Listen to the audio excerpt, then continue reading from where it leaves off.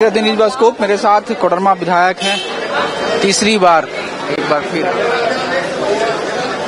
कुछ दोस्त साथी रह गए पीछे। हाँ, देखिए इस बार तो हम आए हैं सत्र में, लेकिन बहुत सारे साथी पीछे भी रह गए हैं।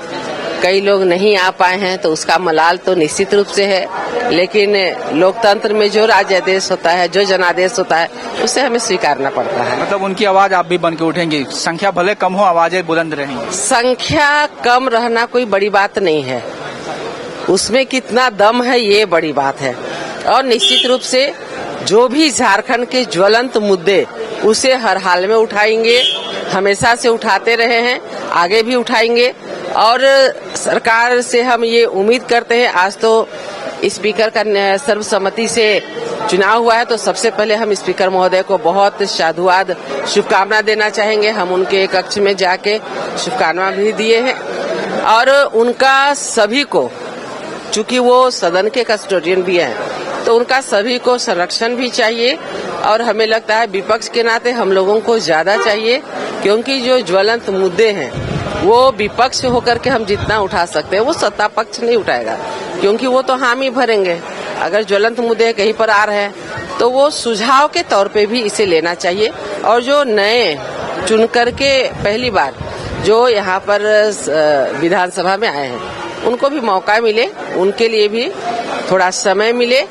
समय जब भी सदन का हो तो थोड़ा लंबा हो, जिससे क्षेत्र की बातें, राज्य की बातें यहाँ पर खुल के आ सके।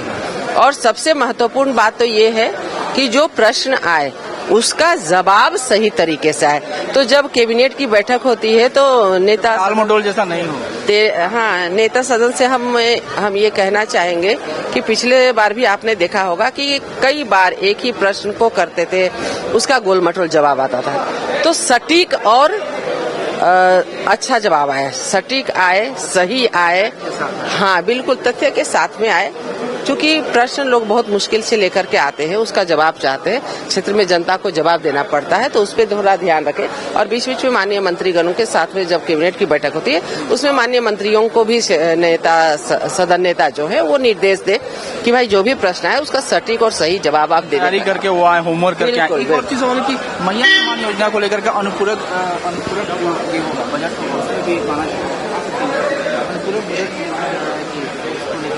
किया जाएगा। तो देखिए, अभी सच्चाई है कि मैया सम्मान योजना चुनाव के पहले तो सभी लोगों को भराया गया, शायद 1, 2, 3 किस्त दी भी गई, कई को 2 किस्त मिला। लेकिन अभी बहुत सारे उसमें सुधार किए जा रहे हैं। तो अगर आप पहले सुधार नहीं किए तो अब सुधार करने की आवश्यकता नहीं है। आप क्या करेंगे, कैसे देंगे, लोग बड़ी उम्मीद से आप अहर्ता चेंज किया जा रहा है। क्या अहर्ता चेंज किया जा रहा है, आप ये कह रही हैं? कई सारी अहर्ताएं अभी चिन्हित की जा रही हैं, जिससे हमें लगता है कई लोगों को लाभ मिल रहा था, शायद नहीं मिल पाए। तो ऐसे में उन बहनों को तो निराशा हाथ लगेगी। तो हमें लगता है कि निराशा क्या करेगी उन बहनों के लिए, अगर निराशा हाथ लगती है तो फिर भाजपा क्या करेगी, क्या स्टैंड होगा आपका? देखिए, अभी जो भी है तो सत्ता पक्ष को करने का है, हम तो बात रखने का काम करेंगे और हम राज्य हित में जो बातें होंगी उसे पुरजोर तरीके से रखने का। इस बार आप लोग 12 हैं, निश्चित तौर पर 12 की संख्या में आप लोग, ये भी बड़ी बात है, आप लोग 12 महिलाएं। हाँ, 12 की संख्या में है, ये खुशी है। लेकिन आधी आबादी को जितना मिलना चाहिए उतना अभी भी नहीं है, इसलिए हम संतुष्ट भी नहीं है। आधी आबादी को जितना मिलना चाहिए था भागीदारी, वो नहीं मिली। लेकिन कोडरमा के विधायक ये कह रही हैं कि जितने भी मुद्दे होंगे उस पर ये आवाज उठाएंगे। कैमरा पर्सन राज बल्लभ के साथ न्यूज बास्कोप विधानसभा।